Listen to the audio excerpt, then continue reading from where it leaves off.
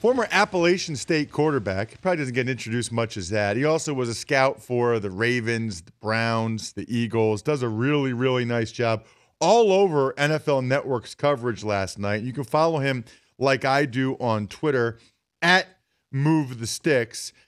Round 2 and round 3 are tonight at 7 p.m. Eastern, and then round 4 through 7 starts at noon on Saturday. Daniel also has a Move the Sticks podcast available for download on NFL.com and iTunes. He's been on my podcast. Daniel, you still got to get me on your podcast, man.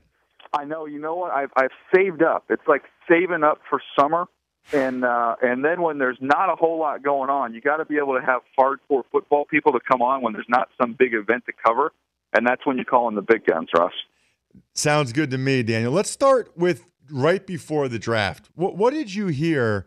Or what do you believe, or what were the rumors at least, about what the Eagles were offering the Bucs and the Titans to try to get Marcus Mariota? I mean, I kind of heard what everybody threw out there. I didn't get any of that information from those teams myself, so I kind of just consumed as everybody else did. And it looks like now you've got Chip Kelly coming out and saying, "No, hey, we never offered players. It was just a package of picks." So, I mean, look, there's no way anybody's ever proven right or wrong on that stuff, because, I don't think that you would go on the air, as a couple people did, and go with that information unless you felt good about it. So I would imagine you got a case of he said, she said, and if you're Chip Kelly, the last thing you want is Fletcher Cox might be your defensive leader for the next 5-6 years, thinking he's on the trade block. So that to me is that wasn't surprising. He came out and denied that. Well, and how about Sam Bradford? I mean, even Daniel, if you say, well, we didn't include Bradford in the trade, A, I don't think anybody believes that. B, does it really matter? You clearly tried to get Marcus Mariota, so you don't have as much confidence in Bradford as you've been indicating. Here's what I don't understand. I think Ian Rappaport, your colleague over there, NFL Network, said that the Eagles' offer included a pair of first-round picks, a third-round pick, Bradford, Cox, Boykin, Kendricks. And I know Mike Florio of Pro Football Talk has sort of corroborated, at least with the Bucs, that it was a couple first-round picks, Bradford, another player. Tell me if I'm looking at this right. You know that Sam Bradford, you can get a first-round pick from the Browns for him. I think Fletcher Cox, Daniel, is what Leonard Williams will probably be in the NFL. I think Fletcher Cox is that good, and Leonard Williams is a top 5 caliber pick. Did the Tennessee Titans turn down 4 first-round picks last night? Well, I mean, look, I was in Philly when we drafted Fletcher Cox, so you're preaching to the choir on how good he is. I mean, he's a special player. And, man, look, when you look at it that way, I mean, that's a big haul. Now, there's no way of knowing and being able to confirm exactly what you were going to be able to get there. And from the Titans' perspective, I said this yesterday. I mean, they don't have very many recognizable names on that football team, and you have really a quarterback that's been injury prone and has had his own off the field stuff in the past, and hasn't won a football game at the National Football League level. So I think everybody agrees that's the most important position on the field.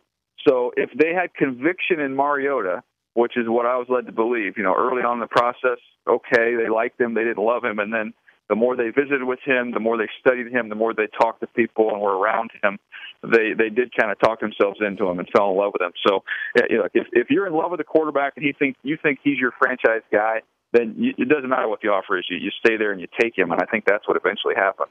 Talking with Daniel Jeremiah of the NFL Network at Move the Sticks on Twitter, as well as the Move the Sticks podcast. He'll be part of NFL Network's coverage again tonight. Why do you think there were so few trades, Daniel? I mean, I guess the last 3 years we've averaged 14 in the first round. Last night there was 2. Why?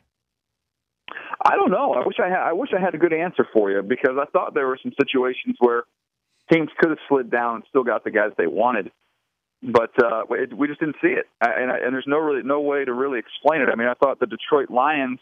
I mean, that to me was that's what you do in the draft. What the Lions did last night. You say, okay, we have a need at guard.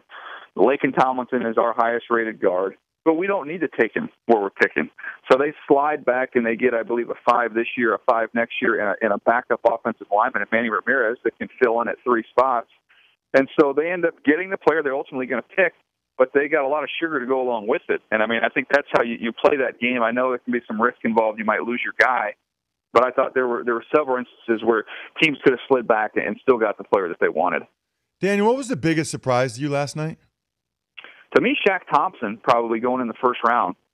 You know, he's played a bunch of different positions at Washington. I think he's gonna, you know, he wants to settle in as a will linebacker. He goes to Carolina, to a football team that is atrocious on the offensive line. So I thought, look, there's still some quality players out there at that position. I thought they might have looked to address it, but they decided to go with Shaq Thompson. Now, Shaq might settle in and have a long pro career. He's a great kid. He's explosive. But he's a linebacker that kind of struggles to find the football a little bit, struggles to play off blocks. And to be totally honest with you, I thought his best position was running back. Of all the different positions that he played, I liked him best there. I think he can be a solid starter. I just think they could have got some offensive line help right there. Or if they wanted to take Shaq, I thought they probably were one of those teams. Could have maybe even slid out of the first round into the 30s and got a couple extra picks and still got their guy. Speaking of horrendous on the offensive line, how did the St. Louis Rams take Todd Gurley when they have 3 starters that they need to fill on the offensive line? I mean, to me, that was a luxury pick that they could not afford. Did you like that or no? Well, let's see what else they do in the draft, because there is some depth. There is some depth along the interior in this draft. We'll see what happens with some of these guards, guys like Trey Jackson from Florida State. We'll see roll off the board here pretty soon, I think, in this next round. So there are some opportunities they can help themselves going forward. I think I get what they're trying to do. I mean, they want to be the most physical team in the NFL, so they've got a couple pieces, obviously, on the defensive line that they've built up over the last few years. Last year, they get the most physical run blocker in Greg Robinson, and now you get a really, really physical runner. And we've seen Marshawn Lynch, when Seattle's had some injuries up front, make that group look a little bit better than they are, and maybe that's the hope there with Gurley. Which pick did you really love? Who got a ton of value and you thought, wow, that's unbelievable that they got him there? Well, there's a couple. I mean, look, if there's no incident with Shane Ray, I mean, the Broncos getting him. I know they traded up to get him at 23. I mean, he's my 6th overall player. I think that's a heck of a value. Then you look down at the bottom of the round, and lo and behold, the New England Patriots, and they're picking 32. They got my 15th overall player. So, I mean, that's a tremendous value. It's hard to find 300-pound defensive linemen that can move around and can be scheme versatile like Malcolm Brown is. So those two, I thought, were tremendous values. The 2 other ones I'll give you real quick. DJ Humphries, who I think is going to emerge as the best left tackle in this draft. The Cardinals, it's a need for them. They get him at 24. And then finally, I know it's not a huge need for him, but if you're the New York Jets, I think you got the best football player in the draft at number 6. That's pretty good work. We're talking with Daniel Jeremiah of NFL Network at Move the Sticks on Twitter. He's got a podcast, the Move the Sticks podcast, available NFL.com, iTunes. He'll be on part of their coverage tonight. Speaking of offensive linemen, Sheriff and Flowers, both in the top 10. I had issues with both those guys. I thought Humphries was better. I thought Andrews Pete was better. Those both, to me, felt like reaches. Yeah, I mean, to me, and this is one of those ones when you talk to people around the league, hey, maybe we'll all be proven wrong, you, me, and everybody that I talk to, but Sheriff at 5, to me, that was so high for a guy that I believe starred at the next level. I don't think he can play tackle. I saw him get beat up a little bit in some games. We've talked about the Maryland game before. To me, the comparison to Zach Martin, I don't see it. I don't think he redirects quite as easily as Zach Martin does. I don't think he plays with quite as much core strength and pass protection. Now, he will maul you in the run game. He will give you that, and maybe that's what the Washington Redskins are looking to do. But, man, with a lot of impact players still on the board, to go guard at number 5, man, that's early for me. Let's talk about tonight, rounds 2 and 3. Who's the best player still on the board? Give me a couple guys that are really good still on the board, and then who your number 1 guy is. Yep, a couple guys that are really good. Eddie Goldman from Florida State, 330-plus pounds. Man, you want to put him in a 3-man front, you can't move him. He can dominate as a run defender, and I think he gives you a little bit more as a pass rusher than people give him credit for. Plays really hard.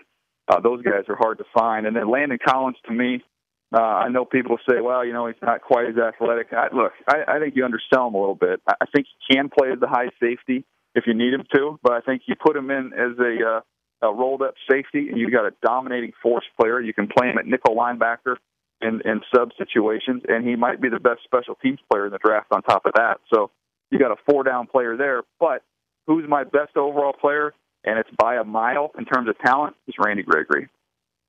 When does he go? I don't know.